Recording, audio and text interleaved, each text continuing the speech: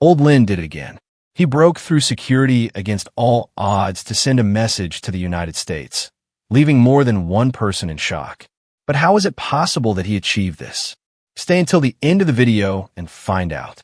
The Bukele government had implemented a series of drastic measures to dismantle the power of the gangs. Raids and arrests became the norm, and prisons were overcrowded with gang members. Bukele had publicly declared that he would not rest until El Salvador was free from the influence of the Mara and other criminal organizations. However, Old Lin was not someone easily intimidated from his cell in a maximum security prison. He continued to direct his gang's operations with an iron fist. The government's attempts to dismantle his organization had only made Lin more cautious and strategic. One night, while the city was asleep, a meeting was underway. The secret operation took place in a safe house in the slums of San Salvador. The Mara leaders had met to discuss their next move. Old Man Lin, with his commanding presence and piercing gaze, led the meeting. President Bukele believes he can destroy us with his raids and arrests, Lin said, his voice echoing in the small room. But he doesn't understand that we are more than a gang. We are an unstoppable force. The leaders nodded, their faces filled with determination. Lin knew that to counter the government's offensive, he needed to be smarter and more organized. They decided to intensify their operations, attacking not only law enforcement, but also those who supported Bukele. Meanwhile, at the presidential palace, Bukele was aware of the Mara's movements and had received intelligence reports indicating the gang's activity. He knew Lin was planning something big, and he couldn't afford it. If we underestimate him, we need to get ahead of them, Bukele told his security team. He is dangerous but not invincible. We must dismantle his network. From within, Bukele ordered a series of covert operations to infiltrate the gang and gather vital information. Government agents began to move stealthily to gain the trust of the Mara members. At the same time, Bukele intensified his media campaign, making sure the Salvadoran people knew he was doing everything possible to protect them. The tension on the streets of San Salvador was palpable. Clashes between law enforcement and gang members became more frequent and violent. Nighttime raids and covert operations put the city on a constant state of alert. One night, during one of these raids, government special forces managed to capture one of Viejo Lin's trusted lieutenants. Under intense pressure, the lieutenant, he revealed crucial details about the gang's plans and Lin's hideouts. With this information in hand, Bukele saw an opportunity to strike a decisive blow.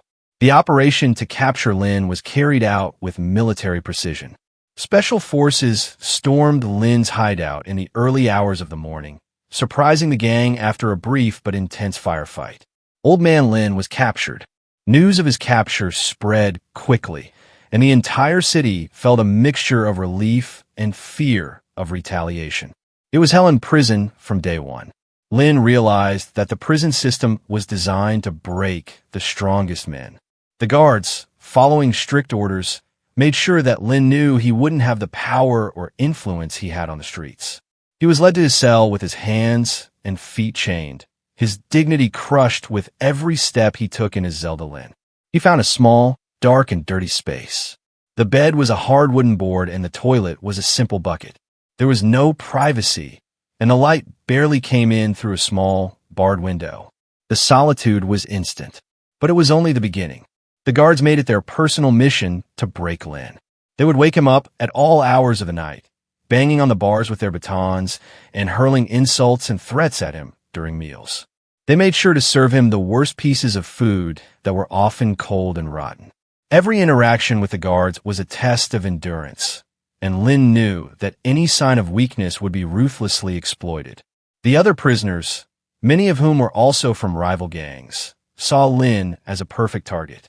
Rumors of his downfall had spread quickly, and for them, Lin was an opportunity to gain a reputation. The first few days, Lin had to defend himself from constant attacks, using all available means. Their skills and cunning to survive. The fights, they were fierce and bloody. And although Lin managed to emerge victorious, each confrontation left his body more bruised and his hatred deeper. In those moments of loneliness and pain, Lin thought of Bukele. Every blow, every insult, every sleepless night fueled his resentment. He knew his suffering was part of the president's strategy to weaken the Mara. But Lin would not break so easily. His hard-working mind was tirelessly planning revenge and restoring his power. One of the most humiliating moments for him came when the guards decided to teach him a lesson. They took him to an isolated section of the prison where he was handcuffed and brutally beaten. The blows were relentless, and the guards made sure each one left a mark. Although in pain, Lin did not utter a single cry, resisting with a strength that only intensified his hatred. The weeks passed, and Lin grew accustomed to the brutality. His body, still beloved, he grew stronger with each day. He kept his mind sharp, remembering every detail of his torture, every face of the guards, every insult. He knew revenge wouldn't be quick or easy, but he was determined to strike back in a way that Bukele would never forget. Old Man Lin's message to the United States. The days in jail turned into weeks, and the weeks into months. Old Man Lin, hardened by the brutality of prison, hadn't lost an ounce of his cunning and determination. Every blow, every insult, and every attempt to break him only served to reinforce his hatred for President Nayib Bukele. Despite the strict security measures and constant surveillance, Lin had managed to establish a communication network with his loyalists abroad. His former gang mates who still operated in the shadows of San Salvador were willing to do whatever was necessary to restore their leader's power. One day, while in his cell, Lin received a signal from one of the guards, a man he had managed to bribe through his external network. The guard slipped a small note under his cell door, informing him that everything was ready to send a message to the United States. Lin smiled, knowing that this would be the first step in his plan for revenge, a cunning scheme that had made him the feared leader of the marvelous. He devised a plan to get his message across to the United States using codes and encrypted messages. Lin sent detailed instructions to his men outside. The message had to be clear and forceful, a direct warning to American leaders that his capture did not mean the end. One night, under the cover of darkness, Lin's loyalists infiltrated the United States Embassy in Salvador with clockwork precision. They executed their plan in a matter of hours. Fight appeared at several strategic points in the embassy, all with the same message: United States, this is not over. I will escape and come for you. Lin, the message spread like wildfire. The citizens of San Salvador and embassy staff woke up to the news of the images of the graffiti. The media covered the story extensively, speculating about the implications of the threat. Tensions in the city increased, and security was further tightened around the embassy. In Washington, D.C., American leaders received the news with a mixture of surprise and fury. They could not believe that Lin had managed to send them a threat from the maximum security prison. This demonstration of power and resilience by Old Man Lin was a direct challenge to their authority and a reminder that the fight against gangs was far from over. Bukele's response. When President Nayib Bukele learned of Lin's message, his first instinct was rage. Presidential office when one of his security advisors handed him a detailed report on what had happened at the U.S. Embassy. Upon reading Lin Bukele's words, he clenched his fists. His gaze hardened, and his mind quickly began to work on a strategy. Lin is playing a dangerous game, Bukele told his security advisor, and we cannot allow threats to undermine our authority. The president called an emergency meeting with his security team and some of his closest ministers in the meeting room. The faces of his collaborators reflected concern and the seriousness of the situation. Bukele was determined to show that he was in complete control. First, we must ensure that Lin had no further means of communication with the outside world, Bukele began. I want a complete review of the prison, including the cells of all gang leaders. We must find and eliminate any devices or means they're using to send messages. Government special forces raided the maximum security prison where Lin was being held in exhaustive operation, searching every corner of the prison, interrogating guards, and subjecting prisoners to a rigorous search, discovered several cell phones, communication devices, and encrypted notes, all of which were immediately confiscated. Bukele did not stop there. He knew that Lin's threats required a forceful response, not only in terms of security, but also in the political arena. He called a press conference to directly address Lin's threat and assure the Salvadoran people that he was taking drastic measures in front of cameras with his characteristic direct and decisive style. Bukele addressed the nation. Lin's message is a clear signal that the fight against gangs is fierce, but we will not back down. We will not allow fear to dictate our actions. El Salvador deserves to live in peace and security, and we will not rest until we have completely dismantled these gangs. The president also took the opportunity to strengthen ties with the United States. I want to assure our friends and allies in the United States that we are taking all necessary measures to guarantee their safety and that of all our citizens. We will not tolerate threats or acts of intimidation. In addition to the immediate security measures, Bukele implemented a series of reforms to strengthen the prison system. He introduced cutting-edge technology to monitor communications within prisons. He installed more rigorous security systems and increased training for guards to handle high-pressure situations. However, Bukele knew he also needed a long-term strategy to address the root causes of the problem. He intensified rehabilitation and reintegration programs for gang members who were willing to leave a life of crime behind. At the same time, he increased investment in community programs to prevent young people from joining gangs in the first place. In the following weeks, the streets of San Salvador saw a more visible police and military presence. Actions against gangs intensified, and Bukele did not fail to emphasize his commitment to eradicating violence and crime. He knew that every step he took was being closely watched by both his citizens and the international community. Lin's childhood was a whirlwind of tragedy and helplessness that pushed him down a dark and lonely path. Born in an impoverished rural area of El Salvador, he was the third of 5 siblings in a family where hunger and violence were constant. His classmates were a violent alcoholic who abused his mother and children, leaving them physically and emotionally scarred from an early age. Lin learned that violence and aggression were acceptable ways of dealing with the world. His childhood was marked by a lack of affection, and the constant feeling of danger meant he often had to scavenge for food or steal to feed his family. School was a luxury he could rarely afford, as hard work and survival were his family's main concerns. As Lin grew up, he became increasingly resentful and distrustful. He saw his father as a role model, a man who imposed his will through brute force. The idea that life could be different, that he could be different, seemed increasingly distant. At age 12, he experienced the death of one of his brothers at the hands of a rival gang. This tragic event marked a turning point in his life, filling him with hatred and a thirst for revenge. He decided to join a local gang where he found the sense of belonging and protection he longed for. The gang was a family, a refuge in a world that had rejected him over time. Lin rose through the ranks of La Pandilla, earning respect and fear in equal measure. His reputation for being relentless and ruthless preceded him, and he embraced it, like a shield against a world that had wounded him time and again.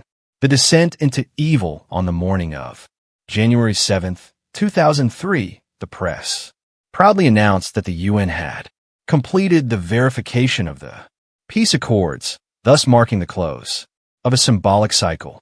The word peace could be officially considered graduated and filed away in some New York office. That same night, Old Lin, already identified by the police as the main leader of Barrio 18 in El Salvador, visited the Dina neighborhood in southern San Salvador to embrace and show his support for Chino Paiser, the young local leader. However, the atmosphere in the area was tense due to a recent incident in which Paiser had ordered the killing of one of his soldiers known as El Cush as punishment for losing a weapon. This action outraged part of the gang, especially Cranky, the leader of the nearby Ibu colony who had influence in the area, and warned Paiser that the life of a member of the gang wasn't worth a lost weapon. Despite this, 19-year-old Picer felt confident enough to decide for himself what was fair in his territory, in his drug market, and on the 8th streets he controlled for the leadership of the gang and for Lynn, who was his visible face that same night while Lynn and Picer were talking. Cranky and his lieutenant, Duque, arrived at the Dina and waited after Lynn left. They approached Picer, pulled him aside, and murdered him in the street with 17 shots from AK-47s and M6s, weapons of war used to send a message to all members of the gang. The way they were being governed could not continue. Lynn considered Cranky's action a betrayal, believing he should have been consulted before making that decision. For him, killing someone he had just hugged was an intolerable breach of trust motivated by Lynn. Many armed gang members searched for Cranky and Duke in the following days to avenge Picer's death, although they were unable to find them. This situation marked the beginning of a deadly confrontation to establish boundaries and make it clear that in the Barrio 18 neighborhood, there was only one way to punish and only one judge. In the 1970s in Los Angeles, a white man approached a Salvadoran boy of about 12 years old who was looking out a restaurant window and said with a contemptuous accent, "You don't speak Spanish," implying that he shouldn't speak Spanish. These words resonated in the boy's mind, who years later became a gang member, adopted the name Lintz, joined the A Street Gang, and got his first 18 tattooed as a symbol of belonging in El Salvador. Decades later, no one remembers that X that was changed to an I. Here it's Lynn, and the two in July 2011, he turned 49. The influence and mystery surrounding old Lynn in the Barrio 18 neighborhood are due in large part to his enigma and the shadow he casts, which changes in height and impenetrability depending on the light and perspective from which it is viewed. His authority often seems mythical, reigning over burly, armed men. His rise to the top of the gang in late 2002 is an enigma to many, with rumors suggesting that in the 1980s he sold drugs to the Barrio 18 neighborhood in the United States. Although some doubt that he even speaks English or has been to the North, Lynn's guerrilla past with the Central American Revolutionary Workers Party, PRTC, also contributes to his long shadow. Although he himself has publicly admitted his membership in the PRTC, rumors within the gang exaggerate his influence, making him seem even more formidable, as if he had learned to being tougher and more fatal in the guerrilla movement. This effect is also seen in other 40-somethings from Barrio 18 who served in the army during El Salvador's Civil War. Having fought in a war grants them an aura of respect and experience that young gang members cannot match, even despite their most violent and extreme acts. The irony that Lynn's first prison was that of a captured revolutionary is not lost on him. At 18, in an ambush in Sonsonate in February 1981, he was imprisoned in the Sonsonate prison and then in clandestine prisons before being transferred to La Esperanza in Mariona, where he occupied a cell reserved for political prisoners. Although he was captured along with guerrilla leaders such as Arlen Yapa and Celia Margarita Alfaro, who still received tributes from the president, Lynn seems to have been forgotten by many in the FMLN. Another PRTC activist who shared a sentence with Lynn remembers him as having long, curly hair, always wearing a dark hat and a green cap with a pin on the visor. He was described as serious and not very fond of jokes. He was someone to talk to. This meant being willing to debate vigorously due to his seriousness and clarity of ideas. His prison record includes his imprisonment for subversion and his release by direct order of the Supreme Court of Justice on April 1, 1982. After his time in prison, Lynn returned to the mountains, fighting in the Wasapa volcano under the orders of Manuel Melgar, current Minister of Security. Although his former companion assures that Lynn deserted the PRTC in 1983, Lynn only mentions that he returned to Los Angeles, where in the 1980s he joyfully received the first graffiti of the Mara Salvatrucha gang in the neighborhoods inhabited mostly by Central Americans. The push of Salvadorans in the city, being a member of the Eing street movement at that time, did not yet exist the deadly enmity that has united MS-3 and Barrio 18 since 1989. Although Lynn maintained more ties to El Salvador than most young people who grew up in Southern California, with a Salvadoran surname and nostalgia, speaking, Thinking and acting in English, he did not put down roots there and returned to his country. His shadow fades until a file reveals that he entered the Santa Ana prison on December 29, 1992, accused of robbery, but was released months later upon being declared a prisoner. Laredo, innocent, returned to the same prison on October 12th for homicide. By the way, if you enjoy the video, we invite you to give us your like and activate the notification bell so you don't miss any of our videos. We continue to talk about his life in cecot. Since his arrival at cecot, Lynn has maintained a reserved and distant attitude, distancing himself from internal conflicts among inmates. His reputation as a gang leader has preceded him, which has earned him respect among some inmates and fear among others. However, despite his seemingly privileged position, Lynn has chosen to stay out of disputes and alliances within the prison, preferring to keep a low profile and avoid attracting attention. Lynn's daily routine in prison is monotonous and bleak. He gets up early every morning to eat a bland, substanceless meal. During the day, he spends the day, most of his time, in his Zelda. He reflects on his life and the decisions that led him to that place. Sometimes he's allowed out into the yard for a few hours, where he paces in circles, lost in thought, while observing the other inmates with a blank, distant gaze. Lynn's relationships in prison are few and superficial, although some inmates respect him for his history in the gang. Most view him with suspicion and caution, aware of his reputation for being ruthless. Lynn has learned to live with loneliness and isolation, making it his only company amidst a sea of unfamiliar and hostile faces, despite his apparent resignation to his fate. There are moments when the shadow of his past grows heavier on lonely nights when the silence of the prison envelopes him. Lynn finds himself tormented by memories of his life. Previously, he remembers the faces of those he hurt and saw those he destroyed on his way to the top of the gang.